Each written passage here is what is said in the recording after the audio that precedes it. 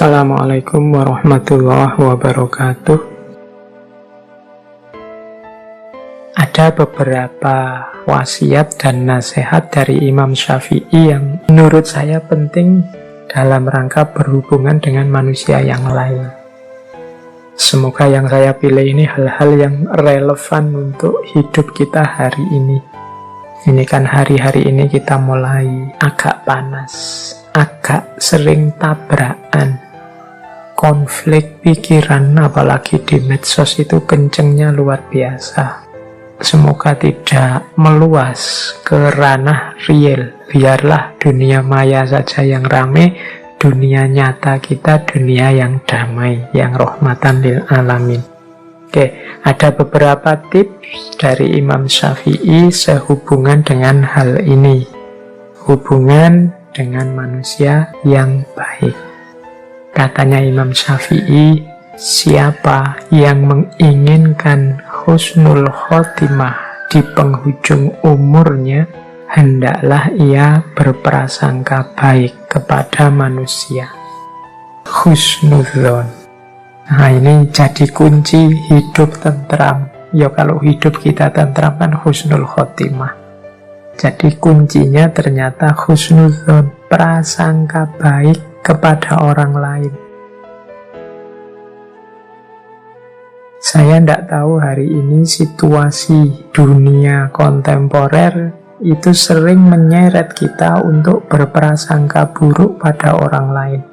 Di luar rumah kita lebih sering merasa tidak aman dan tidak nyaman dari hadirnya orang lain. Nah, ini membuat hidup kita tidak tentram. Maka katanya Imam Syafi'i, prasangka baik itu jadi kuncinya husnul khotimah. Kadang-kadang kita melihat teman kita melakukan apa gitu kan, ya itu sebenarnya yang dia lakukan itu biasa, tapi kan nilainya jadi positif apa negatif kadang-kadang tergantung prasangka kita. Ada temenmu tiba-tiba pagi-pagi dengan begitu rajinnya bersih-bersih kamar, bersih-bersih kos-kosan. Loh, ini kan sebenarnya hakikat perbuatannya baik, tapi kadang-kadang pikiran kita itu membunyikannya secara berbeda. Orang yang perspektifnya suudzon, ya mungkin alah cari muka, alah ada pamrihnya itu, alah hati-hati saja, mungkin dia ingin ngelirik-ngelirik di kamar-kamar kita ada apa dan seterusnya. Ini namanya prasangka buruk. Bahkan tindakan yang baik sekalipun, ya kalau pikiran kita suudzon, ya kita bunyikan dia jadi jelek. Jadi suudzon itu kan menggunakan kacamata buruk, sehingga apapun akan kelihatan buruk, bahkan yang baik-baik. Ada temenmu tiba-tiba rajin ke masjid, ya engkau melihatnya ala pencitraan, alah itu tobat yang terlambat itu, alah macam-macam. Jadi begitu kacamata yang kita pakai adalah kacamata kebencian, kacamata suudzon, maka apapun yang terlihat akan berbunyi buruk dan layak kita benci. Tapi kalau kita balik, kacamata yang kita pakai adalah kacamata kasih sayang, kacamata rahmat, maka apapun yang kita lihat akan membuahkan cinta, kasih sayang, dan ketentraman. Sehingga katanya Imam Syafi'i, kalau ingin husnul khotimah, ya hidupkan lagi prasangka yang baik. Terus yang kedua, berapa banyak orang telah berbuat kebajikan kepadamu yang membuatmu terbelenggu dengannya, dan berapa banyak orang yang memperlakukanmu dengan kasar dan ia memberi kebebasan kepadamu. Nah, ini kan kita itu seringkali baper nunggu orang berbuat baik selalu pada kita. Begitu ada orang melakukan hal yang kita tidak suka, yang kita anggap tidak baik, maka naiklah emosi kita, tersinggunglah kita. Dan kita melihat dari hal itu tidak ada manfaatnya sama sekali. Jangan lupa katanya Imam Syafi'i, justru seringkali dalam kebaikan yang dilakukan orang lain padamu itu ada belenggu. Sementara dalam kekasaran, dalam kejahatan atau keburukan yang dilakukan orang lain padamu, di situ ada kebebasan. Maksudnya apa? Ya ini logikanya, kalau ada orang berbuat baik pada kita, kan detik itu juga kita dituntut juga untuk melakukan hal yang baik yang sama, untuk melakukan kebajikan yang setara. Kita tidak boleh menyakiti dia, kita tidak boleh melakukan hal-hal yang membuatnya tidak berkenan. Ini kan jenis-jenis belenggu. Akhirnya ya kita harus ngatur kata-kata, ngatur tindakan, ngatur perilaku di hadapan dia. Wong dia sudah baik kepada kita. Jadi seringkali kebaikan justru membuahkan belenggu. Sementara kepada orang yang tidak baik pada kita kan tidak merasa punya tanggung jawab juga untuk peduli padanya, untuk tanggung jawab terhadap kehidupannya dan lain sebagainya. Justru kita bebas di hadapan dia. Nasihat ini sebenarnya untuk melonggarkan hati kita, untuk tidak putus asa dan pesimis kalau ada orang berbuat jelek pada kita. Jadi kalau ada orang berbuat buruk pada kita, bacalah perbuatan buruk itu sebagai upaya yang membuatmu bebas. Alhamdulillah engkau buruk padaku, jadi aku tidak ada beban di hadapanmu. Aku tidak terikat apa-apa untukmu. Nah ini kita malah bebas.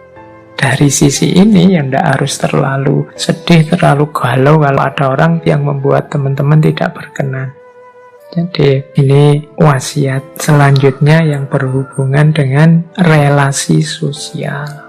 Ya manusia itu memang macam-macam. Tidak mungkin kita mengharapkan semua orang melakukan sesuatu persis seperti keinginan kita. Akan ada dan bahkan mungkin akan banyak orang menjalani hidup versi mereka sendiri-sendiri yang tidak selalu cocok dengan kita.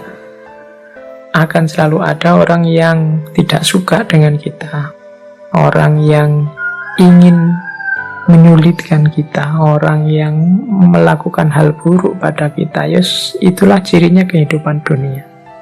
Kalau kita hanya sanggup menerima yang baik-baik saja dan tidak sanggup menerima yang buruk-buruk, maka hidup kita akan sangat berat.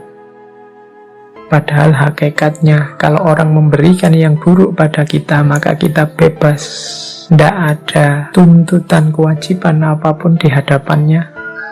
Tapi pada orang-orang yang sangat baik pada kita, melakukan kebajikan pada kita, di situ ada banyak tanggung jawab moral yang harus kita lakukan. Nah ini dari sisi ini maka harusnya kita tidak putus asa, harusnya kita tidak sedih kalau ada orang melakukan hal buruk pada kita. Justru mungkin terima kasih karena engkau sekarang membuatku bebas. Oke, jadi itu yang kedua. Yang pertama tadi berprasangkalah yang baik. Yang kedua, luaskan hatimu, jangan hanya mau menerima yang baik-baik, tapi juga maklumilah yang buruk-buruk, karena justru yang buruk itu seringkali memberikanmu kebebasan. Yang ketiga, sebesar-besar aib adalah engkau mengira keburukan orang lain, sedangkan keburukan itu sendiri terdapat dalam dirimu. Ini bagi Imam Syafi'i, ini mbahnya perilaku yang buruk. Manusia itu memang makhluk khotok wan nisyan, kadang-kadang terpeleset melakukan yang buruk. Tapi yang lebih buruk dari itu apa? Menganggap orang lain buruk. Padahal keburukan yang sama ada dalam dirinya sendiri. Melarang orang mencaci maki, tapi dia sendiri melakukan caci maki. Nah ini mengira keburukan di orang lain, padahal dalam dirinya sendiri juga subur. Mencela orang lain yang tidak menepati janji, padahal dia sendiri sering tidak menepati janji. Kecewa kalau ada orang tidak tepat waktu, padahal dia sendiri sering tidak tepat waktu. A ini katanya Imam Syafi'i sebesar-besar aib.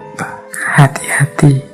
Oh, ini kalau kita menasehati orang untuk tidak melakukan keburukan, padahal keburukan itu kita lakukan juga ya. Selain nasihat kita tidak akan masuk pada orang itu, kita sebenarnya juga sedang menghinakan diri kita sendiri. Jadi nasihatnya Imam Syafi'i ini adalah kita harus introspeksi sebelum mengingatkan orang lain, sebelum menegur orang lain, sebelum melaporkan orang lain. Tidakkah keburukan yang sama ada dalam diri kita atau pernah kita lakukan? Kalau memang ada, ya kita bersihkan dulu. Karena lebih penting bersih-bersih rumah sendiri daripada rumah tetangga. Kalau rumahnya sendiri kotor, ya kita tidak akan sehat. Oke, demikian juga hubungan dengan orang lain. Kalau kita berminat sekali membuat orang lain bersih, orang lain santun, orang lain berakhlak, orang lain beradab, ya pertama-tama kita introspeksi apakah kita sendiri sudah santun, sudah beradab, sudah berakhlak. Kalau sudah, ya monggo. Watawasau bil haqqi, watawasau bis sabr. Saling menasehati tentang kebenaran dengan kesabaran. Jadi ini rumus-rumus berhadapan dengan orang lain.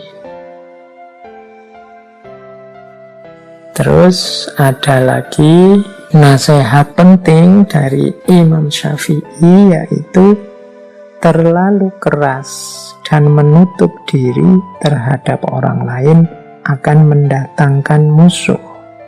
Dan terlalu terbuka juga akan mendatangkan kawan yang tidak baik. Maka posisikan dirimu di antara keduanya. Ini Imam Syafi'i menasehati kita untuk jadi orang jangan terlalu tertutup, juga jangan terlalu terbuka.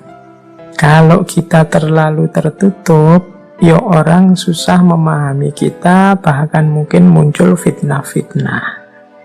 Makanya Imam Syafi'i menyebut ya akan mendatangkan musuh. Tapi kalau kita terlalu terbuka, apa saja diungkap ke publik, diceritakan ke orang banyak, kemudian siapa saja juga dipergauli, ya pada akhirnya kalau tidak hati-hati kita akan dapat kawan yang tidak baik. Jadi yang bagus apa? Ya di antara keduanya. Jangan terlalu tertutup, juga jangan terlalu terbuka. Terlalu tertutup, tidak punya teman sama sekali, mendatangkan musuh. Terlalu terbuka, siapa saja dijadikan teman, ya akan mendatangkan teman yang jelek juga ikut masuk. Jadi selektif. Terbuka, tapi ya tidak semua orang bisa masuk. Kita sendiri yang milih, yang menyeleksi. Baik, saya akhiri sekian. Kurang lebihnya mohon maaf. Wallahul muwafiq, wallahu a'lam bishawab. Wassalamualaikum warahmatullahi wabarakatuh.